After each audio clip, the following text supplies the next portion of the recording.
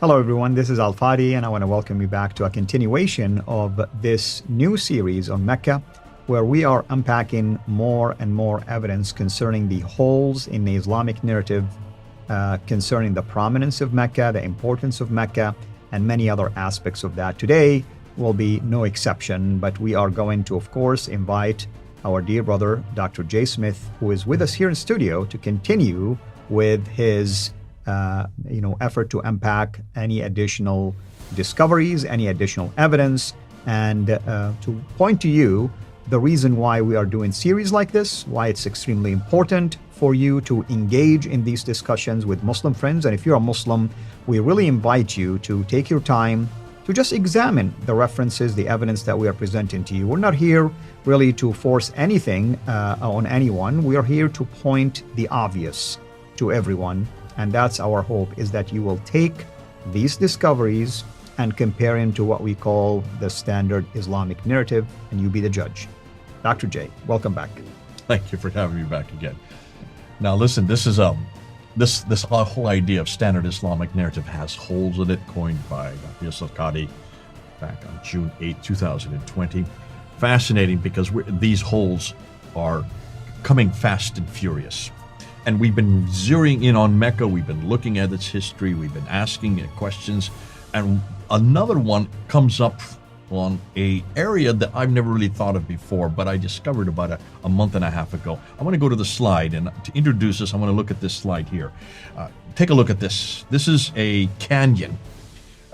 Where is it? Well, it's in Mars. And back at the end of 2021, this was all over the news. The Russians and the Europeans had sent up a spaceship to Mars, and they've known about this canyon. It's called the Valles Marineris Canyon System, similar to our Grand Canyon that we have in America, but it is 2,000 miles long. That is 2,000 miles long, so quite a bit larger than what we have in the Grand Canyon.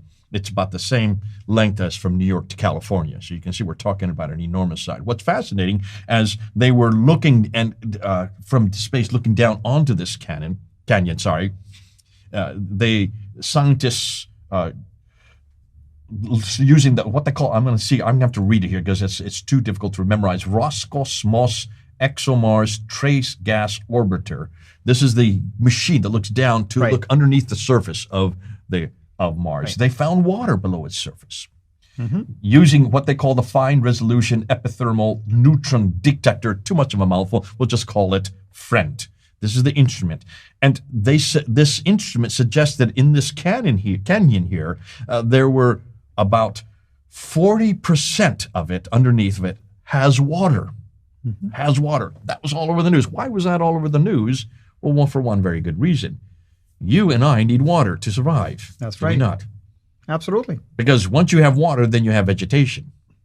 And once you have vegetation, then we can survive there. And of course, the whole premise is, if we're going to go to Mars and spend all this money and then send this equipment up there and go and live there, we need to be able to water ourselves, because once you have water, then you have vegetation. Once you have vegetation, we can live. That's all you need. It's very simple. Humans only need two things: water and food, water and food, water and food. So with that premise, if we can find water in Mars, then we can go live on Mars. Now take a look at these pictures here. Let's go up to these pictures. These were pictures taken between 1800 and 1900 AD. These are pictures of Mecca. That's what Mecca looked like. Now, just looking at these right off the top of your head, what do you notice about them? Well, I mean, it's obvious that we're having, a desert-like rocky area. I mean, no vegetations per se, natural vegetations. I would emphasize, I say that because I'm sure the government today is planting trees. When I used to go there, of course, there are trees in the roads leading to the Grand Mosque. That doesn't mean that you cannot, using modern technology, have vegetations and so on and so forth.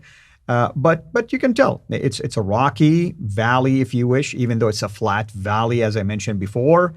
And you're not seeing anything you would expect in a very highly vegetated place. Okay, there, over here you can see the Kaaba. That's and remember, these are from 1800 to 1900. These are not modern pictures. I right. did this purposely. That's I right. wanted old pictures. We're not, because today you will see vegetation there. Today you will see fountains there. Right. Today you'll see pools Right, there. right. There's all kinds. It looks like modern cities today, but not back in the 1800s. And this is just the 1800s. Take a look at this. Is even earlier. This is a picture of drawing of what it looked like earlier, but these are actual pictures of the Kaaba. And you'll notice there it is dry. It is desert. It is a plain. This is not a valley. This is a plain that it's in. And this is how it looked, at least in my days. It would have been something like this. And of course, they continue the expansion. Yeah, well. there you can see the corridor of Safa and Marwa Right there. So you can't see that today anymore. That's all been covered over, and it's all been There's built a lot up. of marble outside, parking, and enclosed, and even expansions and so on and so forth. But there's no grassy knolls here. There are no meadows here. There are no forests here. It's pretty barren. Why is it barren? Well, to understand why it's barren, let's look at this. Let's look at some topographical maps. So I picked up some of these 4 topographical maps that I'm putting up right here. Can you notice? Look at these topographical maps. What is the first thing you notice about them? These are not just normal maps. These are topographical maps. Well, I mean, this is the map of Saudi where I come from. There is desert in here. Yeah, that's all desert, isn't it? I mean, technically, this is literally called the empty quarter, الربع الخالي. Why? It's empty because there isn't any reason for people to inhabit this region. It's just pure desert. There is a lot of rocky deserts in here.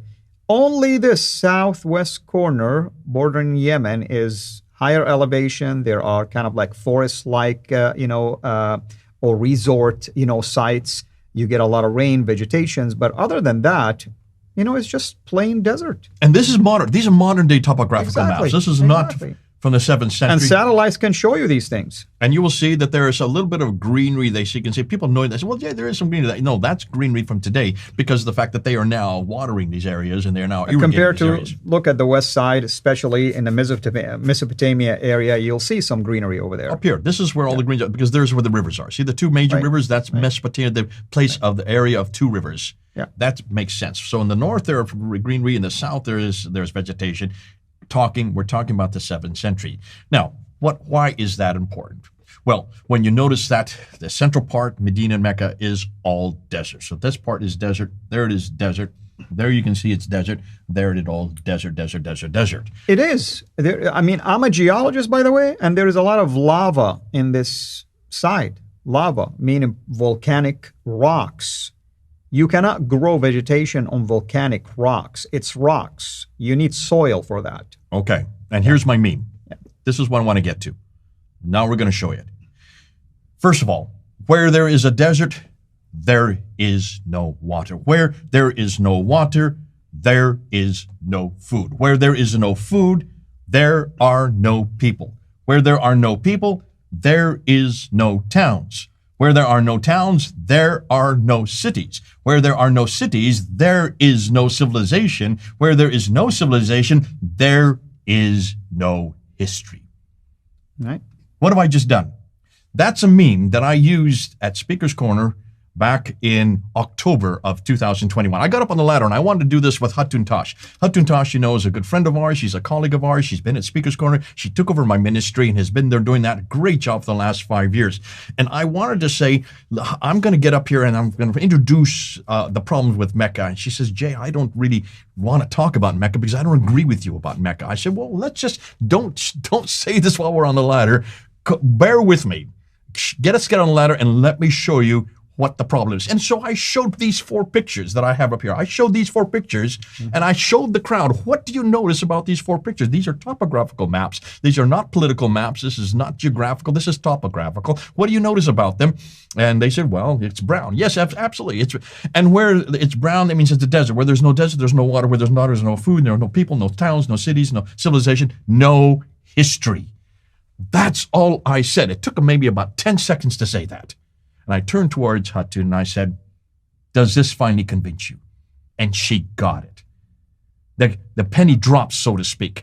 And what has happened since then is people have been coming back to me and they said, it works. We've said this all over. I said, everywhere we go, whenever Muslims start talking about the history and about all that Muhammad did, the only thing to say is, wait a minute, there's no water there. If there's no water, there is no food. There's no food, there are no people. There are no people, there are no towns, no cities, no civilization. There is no history there. You've got a problem. You've got to have water there for people to live. You've got to have water there for Muhammad to have been there. You've got to have water there for everything to have happened. All these traditions that speak about this man in that place doing these things at that time all depend on something as simple as water. For the same reason that you need water in Mars, you also need water in Mecca. If they don't have it in Mars, then there's no one going to live there in Mars. In the same token, if they didn't have it in Mecca, then no one was living there in Mecca. So when Muslims keep on telling us to go back to Adam and Eve in Mecca, when Muslims keep telling us that Abraham was in Mecca, when Muslims keep telling us that Muhammad was born there and spent the first 52 years in Mecca, all we have to respond is there's no water. Yeah. If there's no water, the rest of the meme just falls into place. And for all of those who are listening to me, all you Muslims, whenever you bring up any reference to a man named Muhammad living in a place like Mecca, you start talking about this man or what he did or what he said or where he went, I'm just going to ask you one little question. Where is there water? Because if there is no water, there is no civilization. If there's no civilization, there is no history. If there is no history, then where is your Muhammad? And if you don't have Muhammad, you don't have the Quran. And if you don't have the Quran, you don't have Islam. Because you absolutely need the Book of the Man in order to have a place. And if the place doesn't exist, you throw out the Book of the Man, you throw out Islam, and everything comes crashing down just because you have no water. And also, I want to add this, Jay, and to my viewers, somebody might come back and say, well, wait a minute. I mean, sometimes in the desert you find springs. That's true. How do you know that there are springs? You see vegetation around them, trees, palm trees, other things. That's what we're trying to say. Show us this in Mecca. You won't find it. We're going to get to that next because we're going to talk about those springs. That's the isolation of Mecca. Mecca is not a place that just doesn't have any water.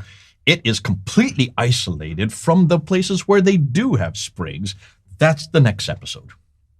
Well, you've heard the man. That's what we are going to explore in the next maybe episode, or at least in the next few episodes. So hopefully everyone been enjoying these additional evidence, or even the unpacking of previous one that we've shared with you. For instance, the burial sites of the prophets. We unpack this for you even further than in our previous video series. And again, we welcome all of your comments, all of your interactions. And if you have any specific questions for me or for Dr. J, make sure you reach out to us through our basically prospective channels. His channel or YouTube channel is called Fonder Films. Mine is called Sira International, and we're always welcome hearing from you and your emails and your comments. Until then, have a blessed day.